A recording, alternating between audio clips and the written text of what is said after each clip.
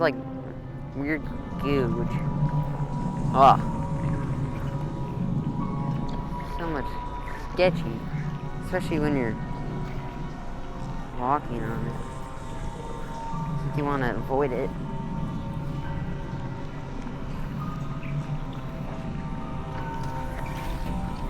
First enemy.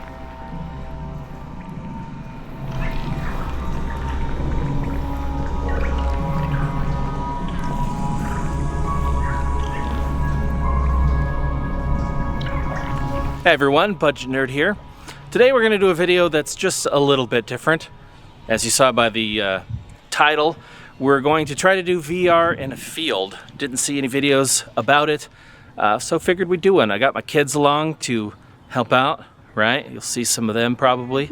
And also we're kind of going to review to some degree a travel router. Thought it would be interesting to mix it up a little bit and do a travel router review to see if it will do wireless VR.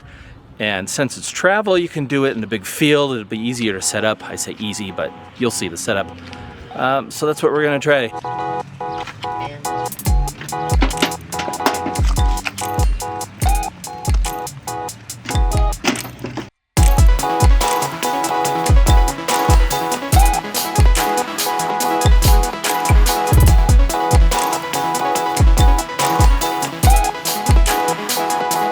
Alright, so we picked a local school.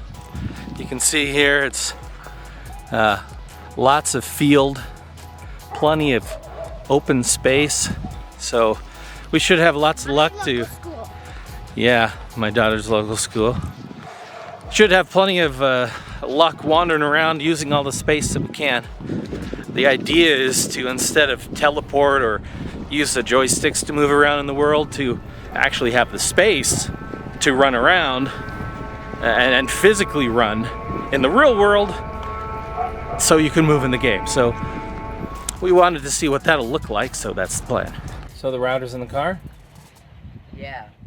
Alright, let's go get the router. It's not in the car.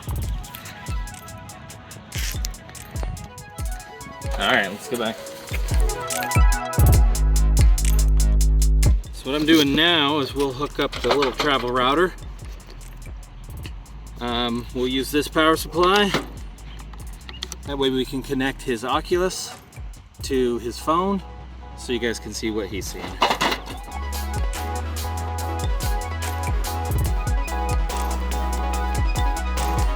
One thing we definitely want to stress is to not try this at home. We're going to be hooking up my PC to a generator. Also, bringing your Oculus out into the sun might not be a great idea. If you protect the lenses, you're okay, but as we're finding out, in the direct sunlight, the Oculus has a tough time keeping track of the controllers, so... It hates the sun, like, so much that sometimes my hand does not work as it does. Okay, so we've come across a couple issues. His phone, to show what he sees, won't connect. There's no internet, obviously, and it looks like the Oculus app won't connect without internet, so we're gonna have to sort that out. Also, the sun issue. The cameras, I don't think the sun will hurt the cameras, but with all the infrared and light coming from the sun, it just can't track anything. We're going to figure out the internet issue and come back when the sun's not at high noon, and hopefully that will work. Right? Does that work? Yep. Well, we're back out here. Oh, wait. It's a little later in the afternoon. It's working. We're a couple hours older. Where are we headed? Maybe it'll work a little better. Oh, look at all that. Wind's blowing up all these seeds. I don't know if you can see that on the camera. Blowing tons of seeds around.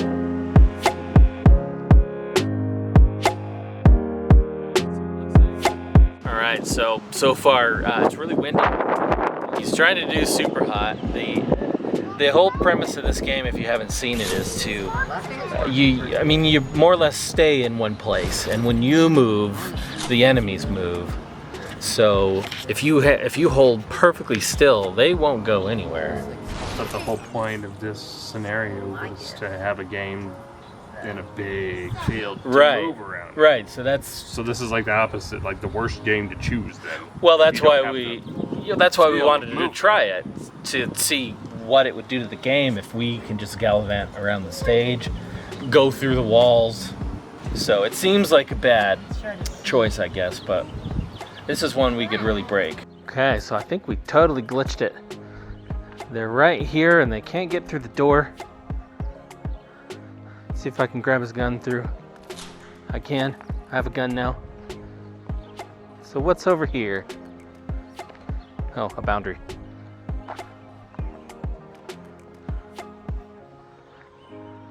Yeah, I don't know. Maybe I'm supposed to be through this door. Let me phase through it. That's funky. Oh yeah, okay. Oh boy.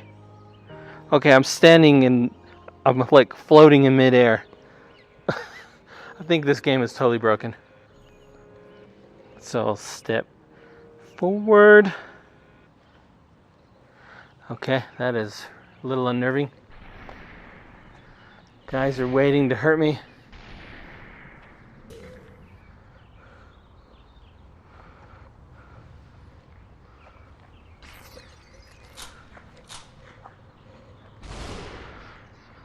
I could try to walk out over this. Oh, it's a little unnerving. Now I'm floating in the air.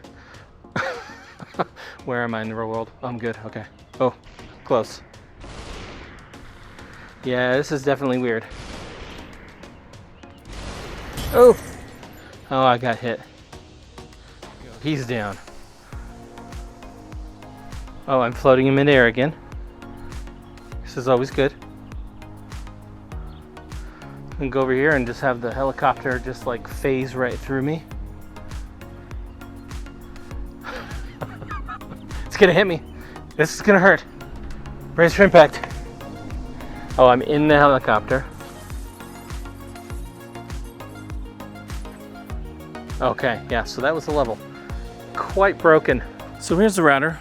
It's GL-iNet's Wi-Fi 6 model. Check out my video last year, I believe it was, that I did of it. I liked it. It's a pretty good little router. Great for travel. Obviously, have a few Ethernet ports, USB. This model seems to lose an option for SD card for storage, but that's all right. I couldn't get the last one to work anyway. So, pretty good little option, I think. I like the other one, so I assume I'd like this one. I figured the ultimate test would be to see if it will run Half-Life Alyx out here wirelessly.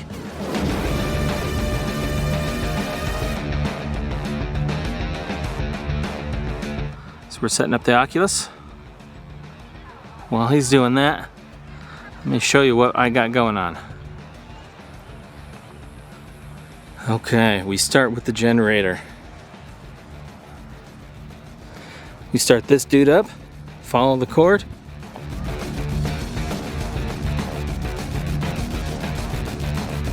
All the way to the computer. That's my gaming computer. Hooked up to the generator. Running a RTX 3070 in case you were wondering. With a monitor connected to the travel router.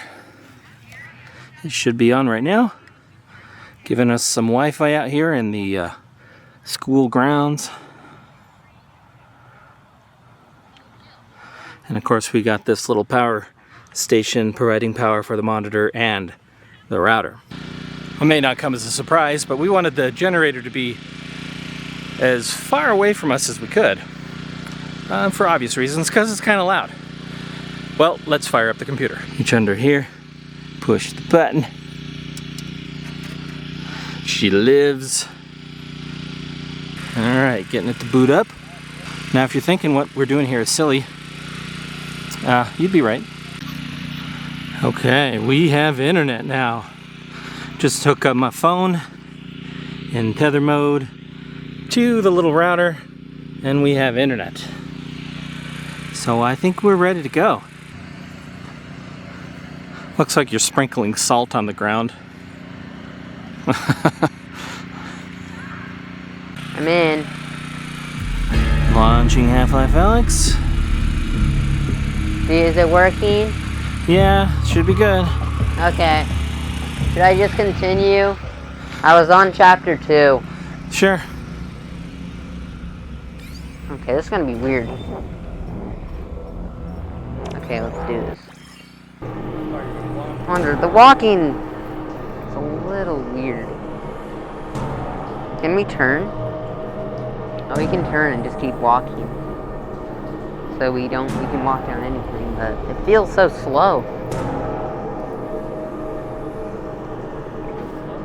Yeah. It feels a lot more sketchy. And instead of... It's like you're not meant to do this? No kidding. I wonder... I'm actually, like, walking towards the dead zombie. Super sketchy. The only annoying part is you have to stop it every time so you can keep walking. You'll still have to teleport a little bit, but the idea is to see what it's like to explore your area when you can actually move.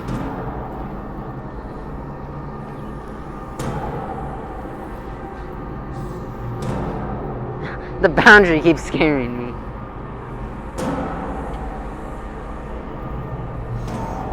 Ugh. And I never did this when teleporting, walk around. Okay, let's see what happens when you go down some... Yeah, if you get on stairs, you just float. Yeah, I figured that much. It's just a dog. Yeah, every so often there's people that come through here that wonder what we're doing. Who blames them? A few mosquitoes out too.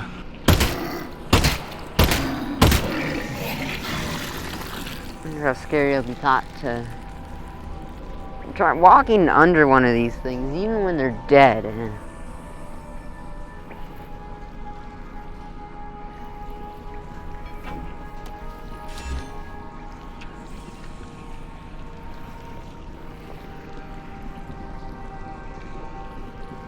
See, I don't like the boundary.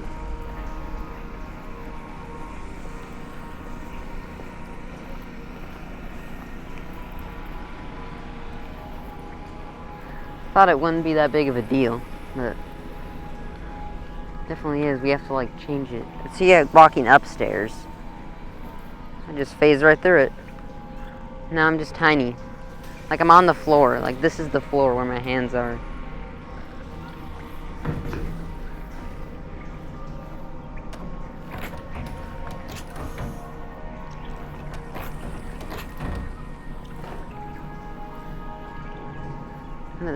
This is like weird goo, which so much sketchy, especially when you're walking on it. It's like you want to avoid it.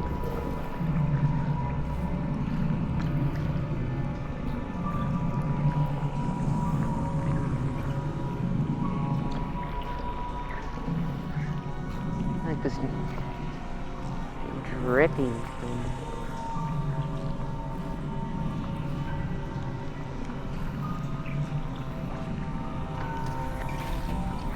First enemy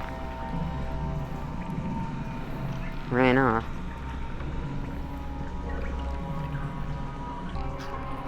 That's where it jumped out.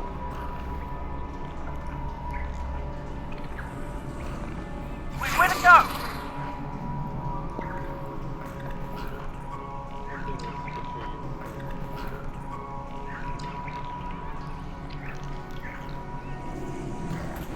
I wonder how the ducking. I'm about to have to duck.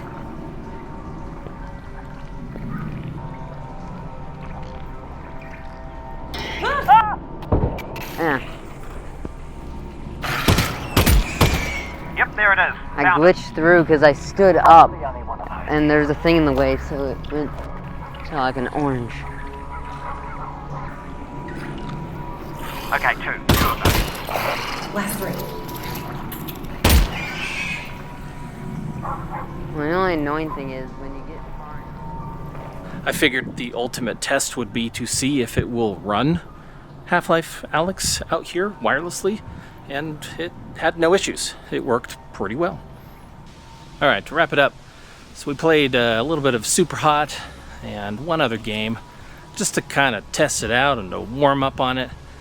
Kind of what we expected. SuperHot was very different when playing in a very open field.